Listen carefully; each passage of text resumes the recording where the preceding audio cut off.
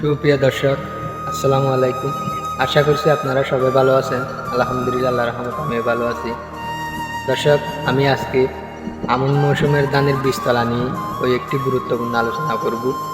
আশা করি পুরো ভিডিও জুড়ে আপনারা সাথে থাকবেন, আপনাদের উপকার আসবে। দর্শক, এখন হচ্ছে আমন মৌসুম এবং বর্ষাকালীন মৌসুম। এই মৌসুমে বীজতলা ফেলার সময় খুব ভালোভাবে বুঝিয়ে ফেলতে হবে, কারণ কাদার মধ্যে ডুবে যায়, অনেক ধান নষ্ট হয়ে যায়। দর্শক, আশা করি পুরো ভিডিও জুড়ে আপনারা সাথে থাকবেন। এই ভিডিওটা আপনারা দেখুন, আপনাদের কোনো না কোনো একটাই উপকার আসবে। দর্শক, আপনারা দেখুন, এই জায়গাটি আমি কালকে তৈরি করেছি। কাল সন্ধ্যায় আমি এই বেডগুলো তৈরি করেছি। আজকে আমি ধানের বীজগুলা এখানে ছিটব। দর্শক, তাহলে চলুন পিছে ক্যামেরা দিয়ে ভিডিওটা শুরু করা যাক। ভিডিওটা শুরু করার আগে একটা কথা না বললে নয়, আপনি যদি আমাদের চ্যানেলে নতুন দর্শক হয়ে থাকেন, দয়া করে চ্যানেলটি সাবস্ক্রাইব করে পাশের বেল আইকনটি ক্লিক করে অল করে দিন, যেন পরবর্তী ভিডিও আপলোড দেওয়ার পর আপনাদের কাছে নোটিফিকেশন চলে যায়।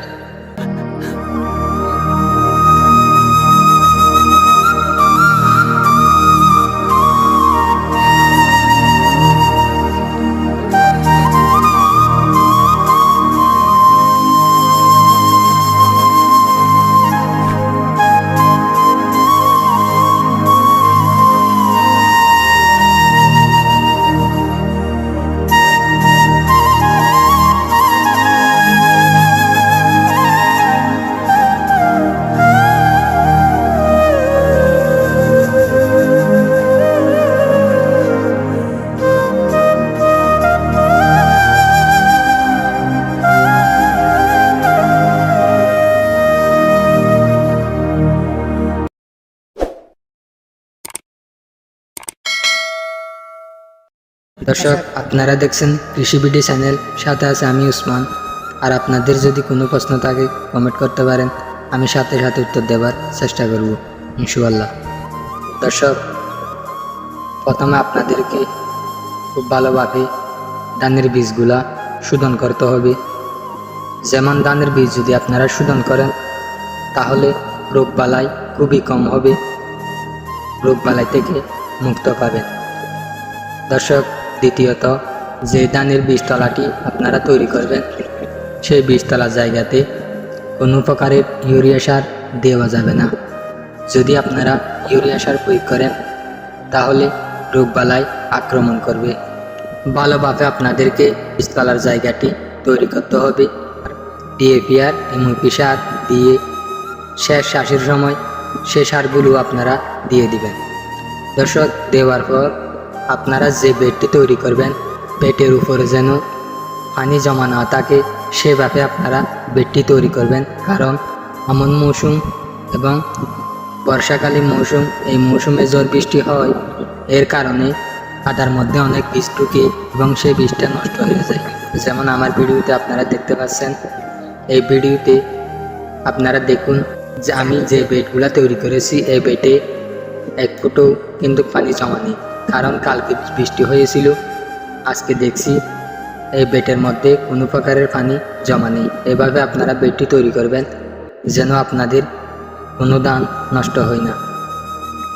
দর্শক, আপনারা ধানের বীজটা কখন ফেলাবেন? আজকে যদি আপনারা সর্বশেষ শ্বাসটা দিয়ে দেন, তাহলে আজকে বেডটা তৈরি করে আপনারা কালকে ধানের বীজগুলা ফেলাতে হবে। যদি আজকে তৈরি করে আজকে আপনারা বীজগুলা ফেলেন, তাহলে যে কাদাগুলা থাকবে, সে কাদার মধ্যে ধানের বীজটা ঢুকে নষ্ট হয়ে যাবে। কাদাগুলা বসে যেতে হবে। বসে যাওয়ার পর আপনারা সেই বীজটা সেখানে ছিটে দিবেন। ছিটার সময় আপনারা একটা জিনিস লক্ষ্য করবেন, পাতলা পাতলা করে সেই বীজগুলো আপনারা ছিটবেন। দর্শক, আরেকটা কথা না বললে নয়, আপনারা কোনো প্রকারের আগাছানাশক বীজতলার জায়গাতে স্প্রে করতে পারবেন না। যদি আপনারা বীজতলার জায়গাতে আগাছানাশক স্প্রে করেন, তাহলে আপনার ধান বীজের চারার জন্য অনেক ক্ষতি হতে পারে। এই জন্য বলছি, আপনারা আগাছানাশক ব্যবহার করবেন না। দর্শক, সেই বেডগুলো আপনারা তৈরি করবেন, সেই বেডগুলা ফাঁস দিয়ে অনেক বড় করবেন না, 6 ফিট পর্যন্ত বড় করে লম্বা আপনারা যতটুকু পারেন ততটুকু করতে পারেন, কিন্তু পাশের মধ্যে বড় করবেন না।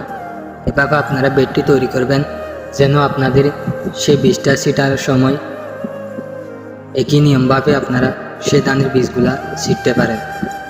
অতিরিক্ত বড় হলে একই নিয়মে আপনারা ধানের বীজগুলা ছিটতে পারবেন না। দেখা যায় মাঝখানে অতিরিক্ত যদি আপনারা বেডটা বড় করেন, মাঝখানের জায়গাটি নিচু হয়ে যায়। ছোটো ছোটো করে মাঝখানে উঁচু করে যেন পানি জমা না থাকে সেভাবে আপনারা বেডটি তৈরি করবেন।